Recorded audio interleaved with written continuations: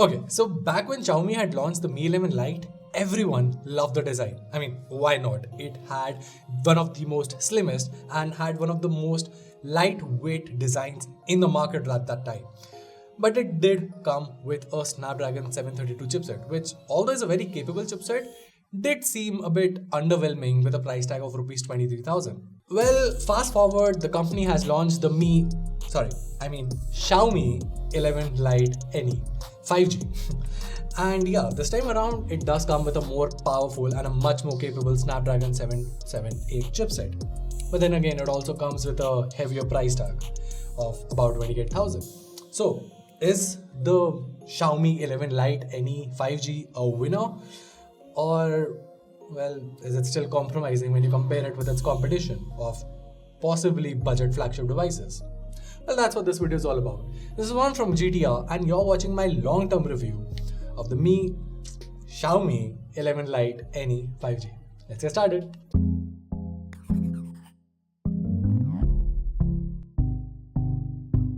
Alright, so let's start off by talking about the design here, which is, well, clearly the highlight of the Lite series. Now, weighing in at just 158 grams, the phone is the lightest 5G phone out there. And it's the slimmest too, at just 6.81 mm. Now, this makes it so damn good to use. I mean, sure, I love using flagship devices and all, but as a daily driver, I love using a device as lightweight as this. My pockets never feel super heavy, and my hand never gets tired of the one-handed usage. Now, it is a bit tall, and I won't deny that, but I still love the design of this thing. Also, Xiaomi states that it has a near flat camera module, which isn't really true, to be honest, but the provided case does flatten things out without adding a lot of weight to this, so that's fine. Now, the phone is quite durable as well, with a frosted glass finish on the back that does not attract a lot of fingerprints. Up front, you have Gorilla Glass 5 protection, and what's more is that the device is rated for IP53 protection as well.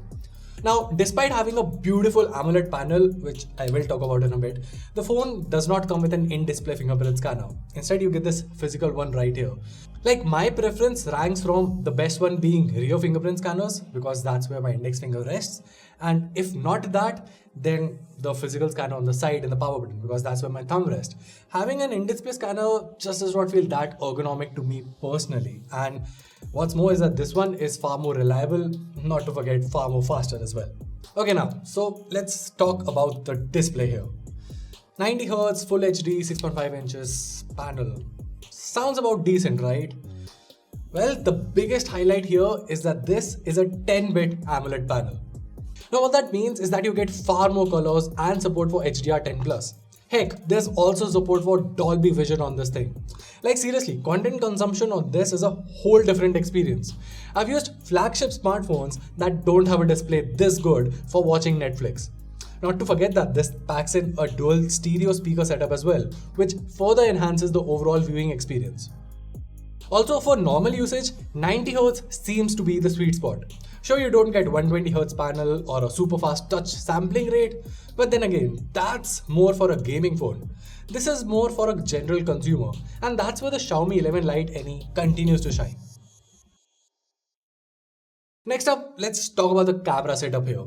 Now, on paper, it sounds like a simple triple camera setup, but it all kind of makes sense. You have the 64MP primary sensor with an 8MP ultra-wide sensor and finally a 5MP macro sensor. See, that last part is very important because most phones, including Xiaomi and Redmi, usually make do with a 2MP macro or a depth sensor. But if you're serious about macro photography, this 5MP macro sensor definitely comes in handy. Then again, most folks are gonna care about the other two lenses here, and the 11 Lite NE continues to impress there as well.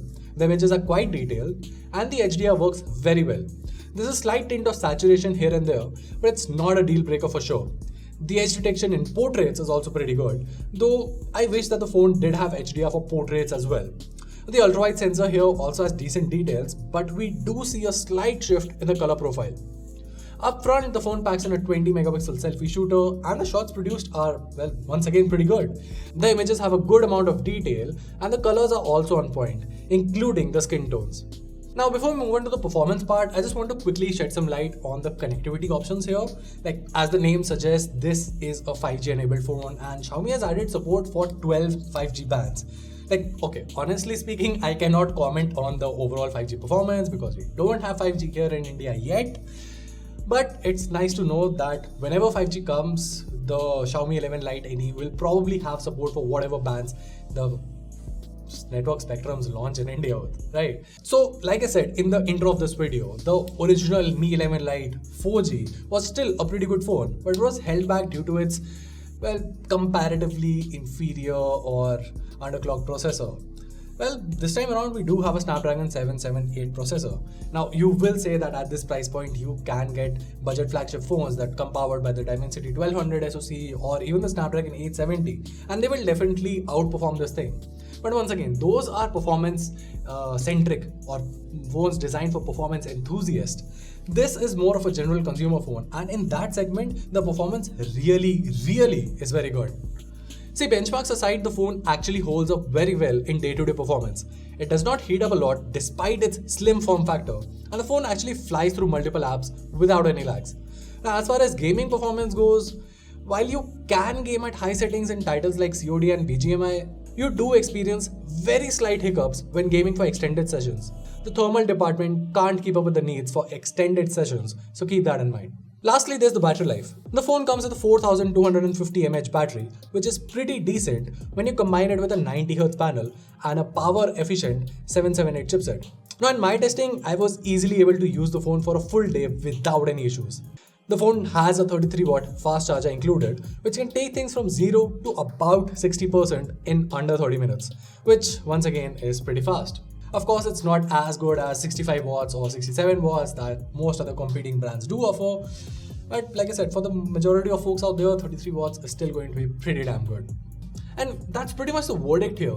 See, if you're a gamer or a performance enthusiast who wants the best of performance, obviously this is not for you. You can go for much better options, that have flagship SoCs, that even have gaming triggers. You have all those options available for around 30,000. Sure, but that's a different market.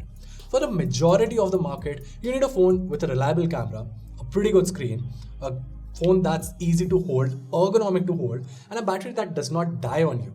And that is where the Xiaomi 11 Lite NE 5G really shines. I mean, that's a long name, but yeah, the performance on this thing has been really good. The Snapdragon 778 chipset is a pretty capable processor right now for most users out there, and you won't really feel any hiccups here or there in normal day-to-day performance. So yeah, this phone is a very easy recommendation for folks who, well, pretty much anyone who's not a gamer. And well, that was it. If you found this video helpful, make sure to let us know by giving us a thumbs up and subscribing to our channel for more awesome tech content. Till then, this is Van from GTR, and I'll see you in the next one.